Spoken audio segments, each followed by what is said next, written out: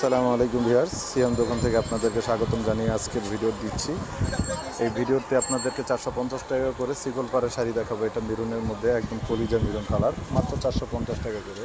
এখানে অনেকগুলো কালার আছে। এটা হলো মেজেন্ডা কালার, ব্লু পার, এটা আছে হলো জাম কালারের মধ্যে আপনার লাল পার, এটা আছে হলো ব্লুর মধ্যে, এটা ব্লু কালারের মধ্যে, এটা আছে হলো আপনার সবুজের মধ্যে, এটা আছে আরও ব্লু, রয়্যাল ব্লু, এটা রেড, এটা জলপাই, এটা লাল।